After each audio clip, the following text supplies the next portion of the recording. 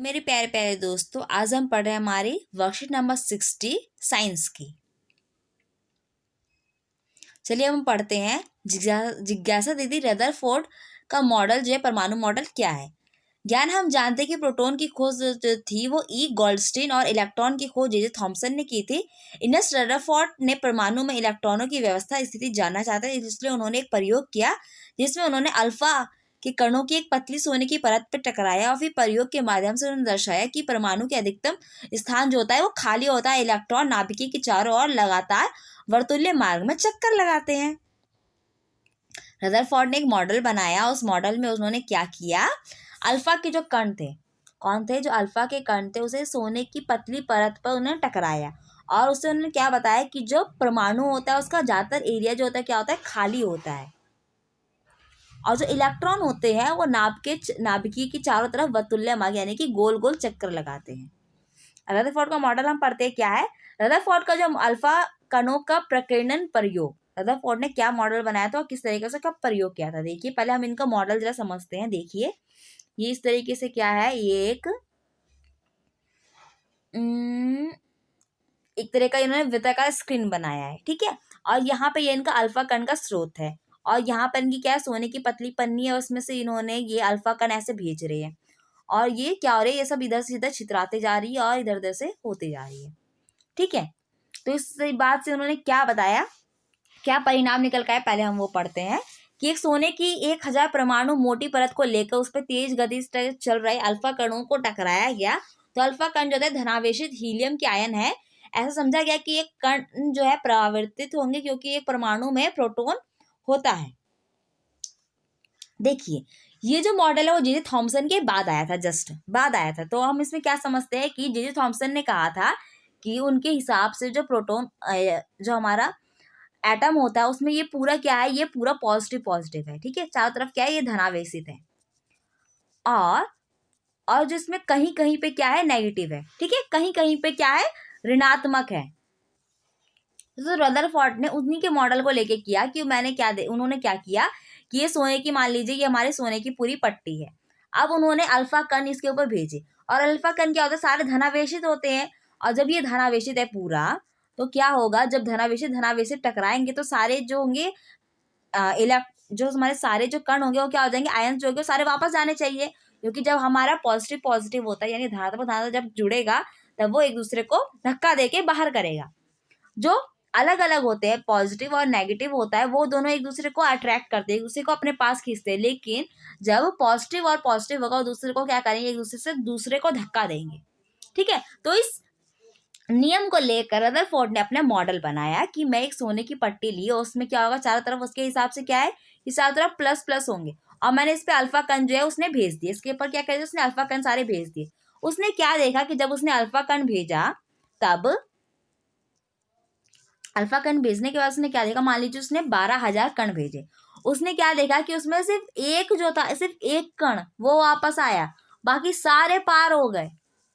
उसने सोचा था कि ऐसा रिजल्ट तो हो ही नहीं सकता, जैसे उसने रिजल्ट चाहा उससे एकदम भिन्न आया, उससे एकदम अलग आया, ठीक है। तो ये उससे क्या था, मॉडल था। तो इससे उसने क्या परिणाम निकाला कि जो अधिकतर अल्फा कण थे वो सोने की पतली परत से आर पार होकर सीधे निकल गए। उसमें से जो कुछ कण थे वो क्या हो गए, विक्षेपित हो गए, यानी कि वो बदल गए। देखिए ये दिखा रहा है कि ये देखिए बहुत सारे कण जा रहे हैं, सारे क्या हो गए, पास हो गए। कुछ ही कण जो होगा, एक ही होगा जो कि एकदम वापस जाएगा, बाकी सब क्या हो गए, कुछ कुछ विक्षेपित हो गए, यानी कि उनकी डायरेक्शन, दिशा बदल गई। प्रत्येक 12,000 कणों में से सिर्फ एक कण वापस आया था। क्या हुआ था, सिर्फ एक कण वापस आया था 12,000 में से।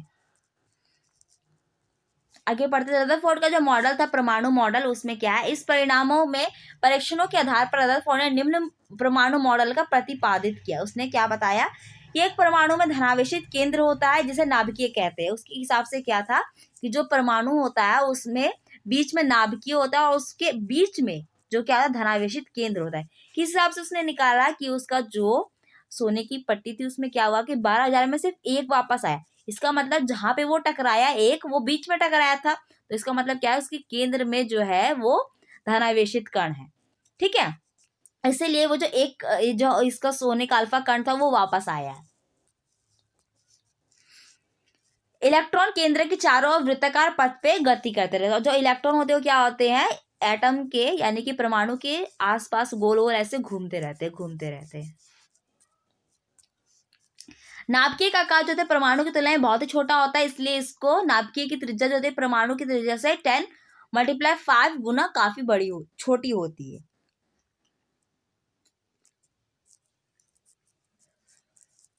रदरफोर्ड के मॉडल की कुछ कमियां थी। वतुल्य मार्ग पर चक्रण करते समय इलेक्ट्रॉन की स्थायी हो पाना संभव था, और इलेक्ट्रॉन आवेशित होने के कारण चक्रण करते समय ऊर्जा का विकिरण करेंगे, जिससे वह ऊर्जा समाप्त हो जाने के बाद नाभिक से टकरा के परमाणु को ही नष्ट कर देगी। परंतु इसके विपरीत एक परमाणु स्थायी होता है। रदरफोर्ड का यह मॉडल समझाने में अक्षम रहा। देखिए, वतुल्य मार्ग यानी कि जब वो गोल गोल जब उसका इलेक्ट्रॉन घूम रहा है, तो ऐसा टाइम आएगा जब वो घूमते घूमते क्या हो जाएगा, उसकी जितने भी एनर्जी थी, जितनी ऊर्जा थी, वो सब खत्म हो जाएगी और धीरे धीरे वो घूमते घूमते अंदर मिल जाएगा। ठीक है, ऐसा होगा। लेकिन ऐसा नहीं होता। तो वही जो रदरफोर्ड है उसका मॉडल ये समझा नहीं पाया कि आखिर ऐसा क्यों होता है कि जो इलेक्ट्रॉन है वो बाहर घूमता रहता है, वो कभी उसकी ऊर्जा जो है खत्म होती नहीं है और वो अंदर जाके एक बार नहीं मिलता। तो ये रदरफोर्ड नहीं समझा पाया था। क्वेश्चन आंसर करते हैं। इसका पहला क्वेश्चन है, रदरफोर्ड ने अल्फा कण प्रकीर्णन के प्रयोग में किस धातु का इस्तेमाल किया था? तो इसका आंसर है आपका सोना। ठीक है, रदरफोर्ड ने सोने का इस्तेमाल किया था। सोने की पत्ती बनाई थी ना, पत्ती के लिए का इस्तेमाल किया था। दूसरा क्वेश्चन, रदरफोर्ड द्वारा किए गए प्रयोग के परिणाम क्या थे? तो उसके परिणाम है आपके कि अधिकतर अल्फा कण जो थे सोने की पतली परत के आर पार सीधे निकल गए। कुछ कण जो थे छोटे कणों से विक्षेपित हो गए। प्रत्येक 12,000 कणों में से एक कण जो था वापस आ गया था। तीसरा हमारा क्वेश्चन कहता है कि इस मॉडल के अनुसार परमाणु में नाभिक में और वर्तुल मार्ग में कौन सा अपरमाणु कण होते हैं? तो नाभिक में कौन सा कण होता है? नाभिक में धनावेशित कण होता है, जिसकी वजह से क्या होता है, एक जो कण था वो वापस आया था, तो उसे क्या कहते हैं? प्रोटॉन कहते हैं। वतुल्य मार्ग यानी कि गोलाकार मार्ग पे क्या होता है? इलेक्ट्रॉन होते हैं। ठीक है, चौथा क्वेश्चन हमारा कहता है कि रदरफोर्ड के मॉडल के परमाणु मुख्य इसके लक्षण लिखिए।